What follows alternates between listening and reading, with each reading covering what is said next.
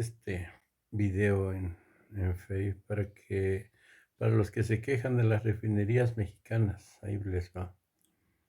Petróleo mexicano acaba en Texas y no los revenden como gasolina. Y nos lo revenden. Y las refinerías. Vamos a escuchar.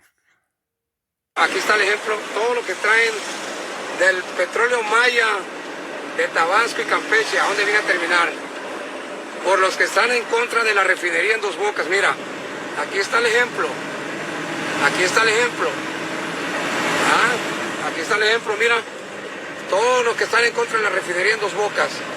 Si no la hacen en Dos Bocas, vamos a estar comprando gasolina a Texas. Toda la vida. Toda la vida. Ahí está el ejemplo. Ferromex trayendo el petróleo de Tabasco, el Maya, de Campeche, de Veracruz, hasta donde puedas mirar la vista, puros tanques de petróleo crudo. Para los que están en contra de la refinería de Dos Bocas. Qué vergüenza de los que están en contra de la refinería de Dos Bocas. Hasta donde puedo mirar, mira hasta donde se puede mirar todo el petróleo crudo que viene del sur de México. Mira, kilómetros y kilómetros y kilómetros de petróleo crudo para los que están en contra de la refinería. Mira, más ejemplo aquí en Houston, Texas. Soy Adrián. Si lo quieren correr este video, córranlo. Pero este es el petróleo crudo que viene de la sonda de Veracruz, Campeche, sonda Campeche, Tabasco y Veracruz. Petróleo crudo para los que están en contra de la refinería de Dos Bocas. Mira el ejemplo. ¿Quieren que sigamos comprando gasolina, turbocina a la Chevron de aquí de Houston? Dígamelo. Mira, kilómetros y kilómetros. Vamos a ver esto, ¿no? ¿Quiénes son los verdaderos políticos pedófilos? Los demonios del Edén de Lidia Cacho. Por ahí le hicieron la pregunta y se enojó a la secretaria de Gobernación. Lo bueno que fue la última conferencia de prensa de la mañanera el día viernes. Porque si no, hijo de... se le hubieran subido. Que en el 2003, en ese entonces el gobernador de Quintana Roo era Pedro Joaquín Caldwell, descubrí una red de pornografía infantil. Puros priistas.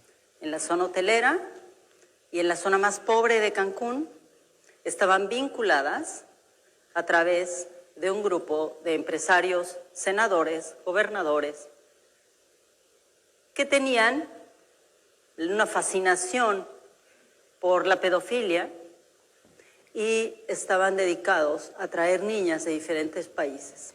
¿Qué dirán sus hijos? Y cuando empezamos a descubrir esta red, sus esposas, por supuesto, una de las niñas fueron a denunciar frente a la autoridad, y la autoridad lo que hizo fue llamarle al líder de esta banda de traficantes para avisarle que ya lo habían denunciado, y él se fue a los Estados Unidos. Él había traído, hasta donde yo pude documentar, 200 niñas y niños a la zona hotelera de Quintana Roo, de Cancún, frente al mar, a donde venían empresarios y políticos a tener sexo con niñas entre 4 y 13 años. Sabíamos los nombres de todos estos sujetos, teníamos fotografías con niñas y niños menores de 13 años. Entre ellos descubría senadores, gobernadores y empresarios multimillonarios mexicanos y extranjeros. Mientras esto sucedía y yo hacía la investigación, escribí toda la historia. Llegó a mi oficina un sujeto, un hotelero conocido de Quintana Roo. Entonces yo tenía 3 escoltas. La escolta femenina estaba dentro de mi oficina. Él entró a mi oficina y enfrente de mi escolta federal me ofreció $1 millón para mi organización, de parte de un hotelero y de un senador mexicano. Me dijeron, mire, usted, señora Cacho, no va a sobrevivir. no va a poder publicar ese libro que quiere publicar. Nadie sabía que yo iba a publicar un libro, excepto, por supuesto, la Secretaría de Gobernación, que tenía investigados mis teléfonos. No va a poder hacer eso. Y si usted acepta este dinero para ayudar a las pobrecitas víctimas que reciben su refugio, todos vamos a seguir siendo amigos y no va a haber ningún problema. Y le vamos a ayudar a detener al líder de la banda de criminales, pero a él. Unos meses después, entregué mi libro, Los demonios del Edén, a la editorial Penguin Random House. Y cuando lo entregué, el director general de Random House, que era un español que acaba de llegar a México, lo vio y me preguntó, ¿tienes evidencia? Y yo, como buena reportera de las de verdad, traía toda mi evidencia. Publicamos el libro y resulta que el nuevo secretario de Seguridad Pública Federal, el encargado de lo que ahora es la Policía Federal, Miguel Ángel Yunes Linares, mandó llamar por teléfono al director general de Random House en México y lo invitó a su oficina. Y lo invitó a su oficina con hombres armados y le dijo que ese libro no podía ser publicado porque él aparecía en el libro. El director de Random House le invitó a que diera su testimonio. Él dijo que no iba a dar su testimonio y que el libro no iba a salir de ninguna manera. Y para ese momento ya habíamos rescatado a 200 niñas y niños. De pronto recibí una llamada telefónica de un joven que hacía radio en Playa del Carmen. Y me dijo, Lidia, me acaban de avisar que hay un grupo de italianos que está explotando a niñas y niños aquí. Me da mucho miedo hacer algo, ¿puedes venir? Y fui.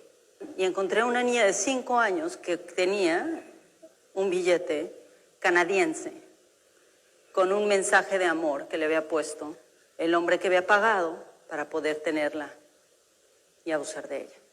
Entonces seguí la pista del sujeto y el sujeto había llegado por barco. Al mismo tiempo, las leyes norteamericanas habían avanzado ya en temas de trata de personas.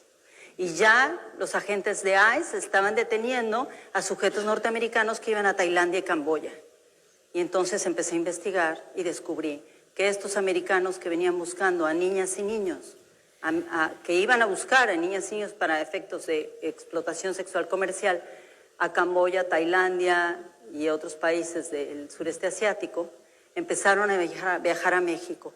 Y empezaron a viajar a México porque no había leyes, por la impunidad, porque era más barato, porque era más fácil y porque podían salirse con la suya. Mientras estaba haciendo esta investigación, llegó la policía aquí a Cancún, afuera de mis oficinas, vestidos civiles, 10 sujetos armados, pusieron un arma, mi escolta estaba parada donde está la cámara y mi escolta se quedó inmóvil. Estos policías vestidos de civiles me secuestraron y durante casi 24 horas me torturaron. Me dijeron que me iban a matar. Me dijeron quién los había mandado, el gobernador de Puebla. Me dijeron por qué razones, por haber publicado Los demonios del Edén y porque me había metido en la vida privada de todos estos senadores, gobernadores y empresarios. Afortunadamente yo había hecho toda una estrategia de seguridad antes de que sucediera cualquier cosa, en caso de que me secuestraran, de que pasara algo, de que me mataran, de que me atacaran o atacaran a alguien de mi familia, y los medios se enteraron a tiempo. Entonces la policía que me secuestró se vio obligada a llevarme viva a Puebla en lugar de matarme en el camino como me habían prometido si yo no firmaba ahí mismo un documento diciendo que el contenido de mi investigación era absolutamente falso. Llegué viva, me metieron a la cárcel, salí de la cárcel y pasé 1 año firmando todos los días en la cárcel de Cancún por haber cometido el delito de difamar a un grupo de criminales que se dedicaban a la trata y explotación sexual comercial de niñas y niños. Pero no solo eso. En el libro Los demonios del Edén en realidad consigné el lavado de dinero y cómo se vinculaban entre ellos como una red. Unos gobernadores no eran pedófilos, pero sí le daban el dinero al líder que estaba en Las Vegas y que él era el que hacía el lavado de dinero a través de diferentes bancos. Otros sí eran pedófilos y estaban grabados por Jan Sukarkuri, el líder de la banda, y él los estaba extorsionando.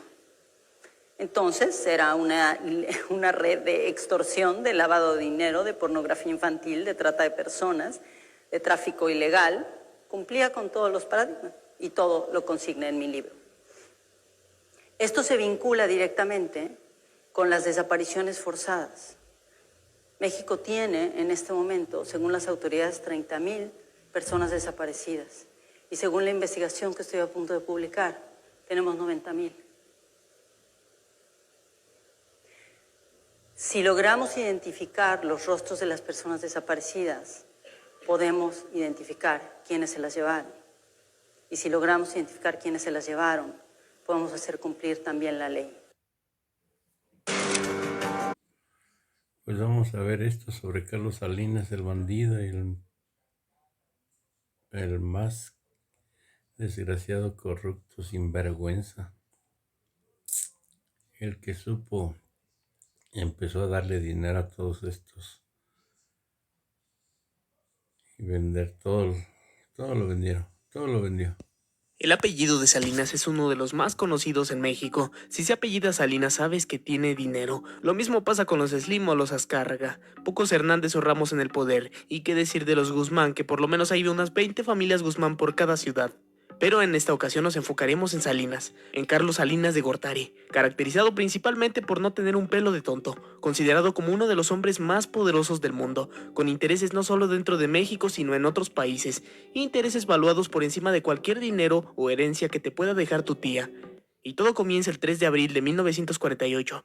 Carlos había nacido en medio de una familia ya iniciada en el mundo de la política. Su padre siempre quiso ser presidente, pero el PRI nunca le dio la oportunidad. No obstante, se convirtió en senador, perteneciente al gabinete de Adolfo López Mateos. Nada mal. Y su madre provenía de una familia de gran prestigio. Al venir de una familia así, el futuro de Carlos ya estaba marcado. Pese a la época, disfrutó de grandes beneficios económicos. Asistía a clases de piano, iba a cazar, viajes alrededor del mundo y se habla sobre clases de equitación. También sobre diferentes propiedades atendidas hasta por servidumbre. Y hablando de la servidumbre, supongo que debido a su prepotencia y a sus privilegios como hijos de un senador, Carlos y sus hermanos hacían de las suyas. El mundo era suyo a sus 8 años. Jugaban mucho con un rifle calibre 22. Y entre juegos, un libro eliminado y desaparecido por la familia narra cómo presuntamente Carlos junto con su hermano fueron los responsables de dispararle a una trabajadora doméstica, causándole así la muerte. Este hecho, por supuesto, fue borrado cuando Carlos aparece como candidato a la presidencia. Otro acontecimiento eliminado fue que, al parecer, Carlos y su hermano fueron los responsables de provocar un incendio en su propia casa, y quién sabe qué otras fechorías habrán hecho en su camino. No se sabe si estos episodios le provocaron algún tipo de trauma a Carlos Salinas, pero no obstante continuó con su vida. Y como su padre nunca había logrado ser presidente, él se propuso esto como meta en la vida. Primero acabaría con sus estudios, cursó la Escuela Nacional de Economía, y en 1970 fue aceptado por la Universidad de Harvard, en donde obtiene una maestría y un doctorado. Al regresar a México trabajó como maestro en varias universidades, una carrera que parecía impecable hasta este momento, pero debemos recalcar que quien entra a Harvard no solo es inteligente, sino que también tiene mucho dinero. Y aún en aquel entonces trabajar como catedrático en universidades importantes era una meta difícil de conseguir, por lo que se habla de distintos fraudes en este sentido, o palancas, como comúnmente decimos en nuestro pueblo. Poco a poco comenzó su acercamiento con el PRI, y todo comienza en 1982, cuando Miguel de la Madrid es electo como el nuevo presidente de México. Como era muy amigo de Salinas y sabía de sus credenciales y de su experiencia, lo nombra secretario de Planeación y Presupuesto. No tuvo que pasar una vida en la versión política juvenil para llegar a ese puesto. Solo tuvo que apoyar al máximo patrón y tener a los contactos apropiados. Hizo todo lo posible para que el presidente viera en él un diamante en bruto y fue corresponsable de la caída de los ingresos por petróleo. Pese a esto, Carlos era visto como un joven exitoso e inteligente. Su imagen estuvo muy bien construida desde un principio. Era perfecto para el cargo. Ahora era importante una sola cosa: encontrar a alguien que estuviera dispuesto a seguir las instrucciones del Fondo Monetario Internacional. ¿Qué es el Fondo Monetario Internacional? Es un organismo financiero norteamericano que se supone interviene en crisis financieras internacionales. El FMI vela por la estabilidad financiera de más de 184 países afiliados. Sin embargo, una cantidad innumerable de libros, tanto mexicanos como del extranjero, han acusado al Fondo Monetario de trabajar a favor del crecimiento de unos cuantos millonarios. El FMI ha sido acusado de manejar todo el dinero de los países afiliados a su favor.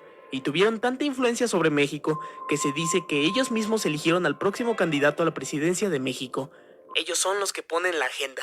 Y así es como en el año de 1987 designan a Carlos Salinas como el próximo candidato a la presidencia, dándole todo el apoyo y el aplauso de cientos de intelectuales comprados.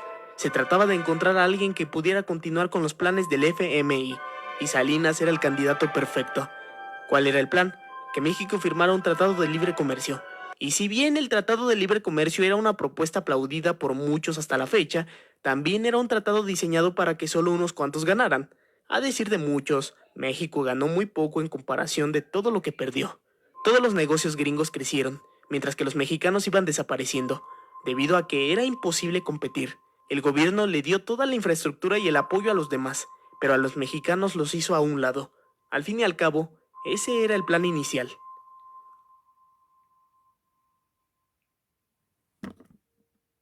En 1988 comienza lo que sería la leyenda del innombrable. Gana las elecciones de un modo bastante extraño. Los sistemas informáticos del conteo de votos casualmente se cayeron. Iba perdiendo, pero cuando retomaron los votos se dieron cuenta de que había triunfado por una cantidad insólita de votos. Casi el doble que Cuauhtémoc Cárdenas, que por aquel entonces era como el Andrés Manuel de la oposición. Y el PAN no le llegó ni a los talones. Más de 1,700 casillas con un 100% de votos dedicados solo a Salinas de Gortari. Pero hasta el día de hoy, todos sus contemporáneos y él mismo han sostenido que no hubo fraude, excepto Miguel de la Madrid, solo que al día siguiente cambió de opinión. Yo creo que lo amenazaron con quitarle su casa y dejarlo hasta sin calzones. No obstante, haya sido fraude o no, Carlos llegó a la presidencia. Muchos dicen que al llegar al poder, se vengó de todos aquellos que no lo apoyaron, quitándoles puestos o acusándolos de manera indirecta de ciertos crímenes. Algo así como Peña con el Baster. Al estar en el poder, muchas fuentes comentan que se enfermó de poder y egocentrismo. Quería convertirse ya no en el presidente, sino en un rey. Y como todo rey, tomaría todo aquello que quisiera, empezando por Adela Noriega, una joven actriz de Televisa que escaló misteriosamente rápido. Ya desde los 17 años había sido la protagonista de novelas y era una celebridad. Esto desde luego gracias a su relación con el Tigre Azcárraga, el que solía ser dueño de Televisa por aquellos ayeres. De pronto, limusinas y coches oficiales directos de Los Pinos empezaban a recoger a la actriz, reuniones privadas con Salinas de Gortari, y como resultado de esa relación nace otro hijo de Carlos, un hijo que según algunas historias es escondido por el gobierno y para justificar la situación dicen que solo se trata de un sobrino más de Adela. Años más adelante la carrera de Adela terminaría lenta pero tajantemente. Hoy día la mujer, ya retirada y dedicada a su vida personal, vive en Miami, y dicen que no acepta propuestas como actriz por miedo. ¿Miedo a quién? Eso habría que preguntarle a ella misma. Pasando a la política, Salinas promovió los planes del Fondo Monetario, y lo hizo de una forma inteligente con una retórica increíble. No como Peña Nieto, que no supo ni decir qué libros marcaron su vida, y que en ocasiones ni siquiera sabe en qué año vive. Aquí es donde se aparece el Ejército Zapatista de Liberación Nacional. Miles de indígenas y demás gente exigían un ajuste en el Tratado de Libre Comercio, pero Carlos Salinas respondió con opresión, diciéndole a la gente que un grupo de rebeldes habían asestado un doloroso golpe al corazón de los mexicanos. Tenía que limpiar la imagen que le había dado al Tratado de Libre Comercio. Para muchos los zapatistas solo querían pelearse, pero para otros, estos solo buscaban justicia, y fueron los primeros en despertar ante todo lo que estaba sucediendo. Todo aquel periodista que hablara sobre el tema era despedido. Si apoyabas con tus palabras a los zapatistas, eras automáticamente censurado. No obstante, el desprestigio de Salinas funcionó, y hoy día cualquiera que hable de los zapatistas lo hace para criticarlos o descalificarlos. Lo segundo que hizo fue privatizar todo lo que pudo. Empresas que solían ser del Estado, cuyas ganancias estarían destinadas al gasto público, serían traspasadas a empresarios clave. Aquí entra su tocayo Carlos Slim, quien adquiere Telmex por una cantidad de dinero inferior a la de otros subastadores, con la excusa de que Telmex debería pertenecer a manos mexicanas. Pero que al fin y al cabo, Slim ni siquiera vivía en México. Privatizar era conveniente para el gobierno hasta cierto punto, pero las cosas se le fueron de las manos. Más que por accidente, para algunos todo era a propósito. Le tocaba una parte del chayote. Varias instituciones financieras fueron vendidas y alrededor del 80% de la banca hoy día son propiedades de un solo par de empresarios multimillonarios. Eso es como que te regalen un billete de lotería ganador. Mientras que por un lado, Salinas dedicó su gobierno a pavimentar colonias y zonas rurales, por el otro, un par de personajes se hicieron más ricos de lo que ya eran. ¿Y si le tocó una parte del pastel a Carlos Salinas? Algunos dicen que sí, otros dicen que es obvio. El resumen de su gobierno fue el siguiente: disminuyó la deuda externa, pero ¿eso de qué sirvió si después se volvió a elevar porque no dejó reservas? El peso se devaluó un 192%, la inflación aumentó un 160%, fue el origen del salario maldito, caracterizado por disminuirse hasta un mínimo absurdo, subió el desempleo, y qué decir de todo lo que dejó para después. La crisis del 94 fue directamente su culpa por falta de reservas, y hasta el día de hoy seguimos pagando por un tratado de libre comercio que constantemente ha estado modificando, pero que por supuesto no para el bien absoluto de los mexicanos. Es tan ambiguo ese tratado que ya le han puesto varios nombres, que no se sabe dónde empieza Estados Unidos y dónde acaba México. México tenía mucho miedo. La gente comenzaba a utilizar máscaras de Salinas. Todo se le juntó en un solo año. Hasta se le acusó del asesinato de Luis Donaldo Colosio. Un año después, Salinas había terminado con la presidencia. En el año de 1995, su hermano Raúl fue arrestado por diversos delitos, de entre los cuales el principal era el enriquecimiento inexplicable. Carlos reaccionó haciendo una huelga de hambre, pero nada de eso importó. Ya aunque abandonó al país por decisión propia, se sabe que se fue porque ya no vivía en paz en México. El nuevo presidente Zedillo le echó toda la culpa de que México estuviera así. Ya nadie lo quería en México.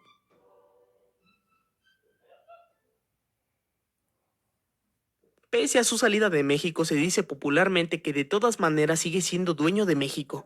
Las razones, por su cantidad de contactos. Más allá del gobierno, los contactos millonarios hacen la diferencia, empezando por Carlos Slim, que sin la intervención de Salinas, Telmex nunca hubiera sido suyo. Nunca hubiera cruzado el umbral como el hombre más rico del mundo, que le duró tan solo unos años porque posteriormente le volvería a ganar Bill Gates. Actualmente, su hermano Raúl por fin salió de prisión, siendo presuntamente inocente de muchas de las acusaciones. Y por supuesto queda para muchos la sorpresa de cuántas palancas utilizó Carlos para poder sacarlo de ahí por la puerta delantera.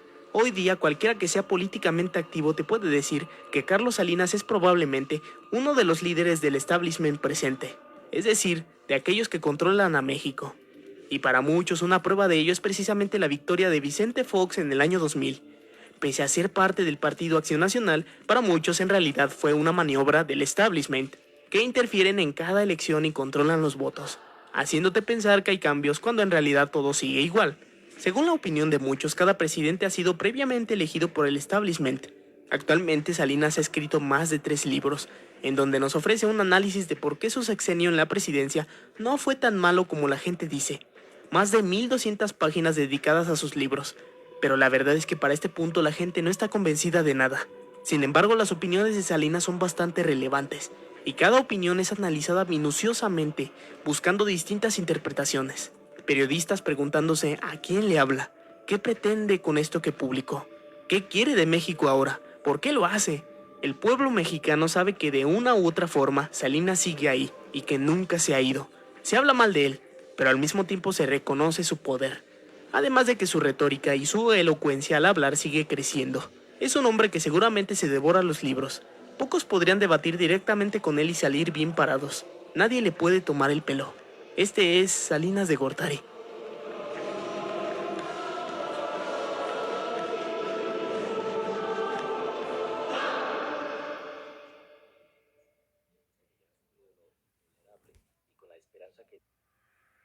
Para recordar, Fox y Calderón contra pensión a tercera edad.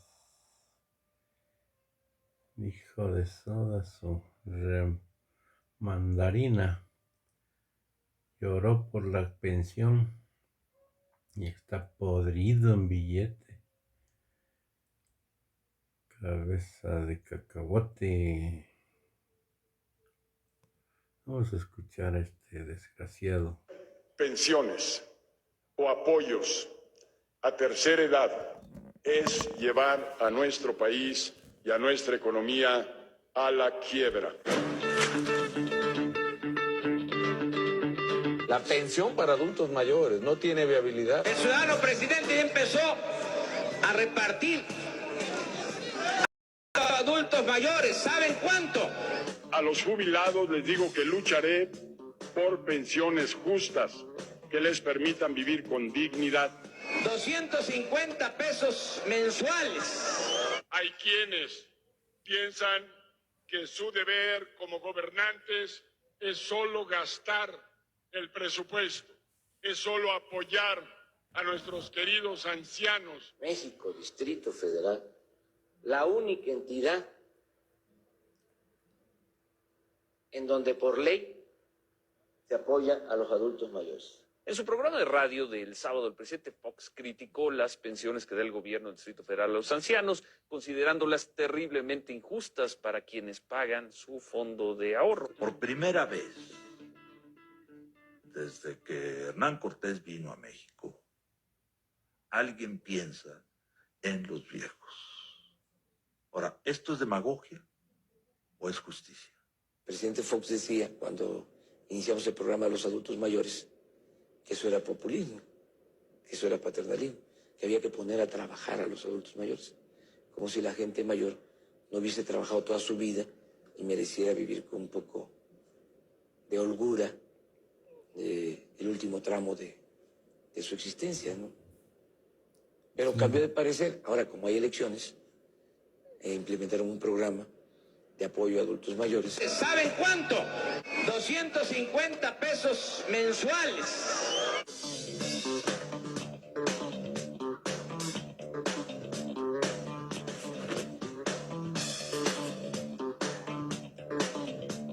¿Y por qué toma estas medidas justo el último año del sexenio? Muy difícil de imaginar, ¿verdad? ¿Por qué será? ¿Por qué será? El presidente Fox entregó cheques de apoyos a adultos mayores.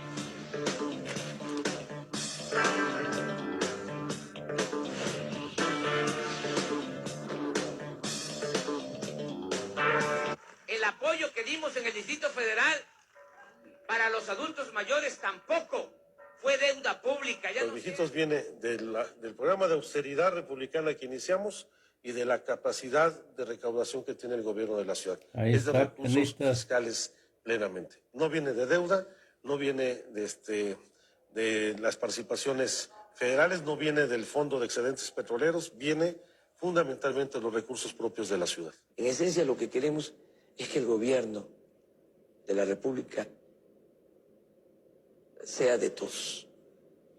Que el gobierno de la República deje de ser un comité al servicio de una minoría. Esa es la esencia de todo. No me la frían RDMC. ¿Qué tiene pasó?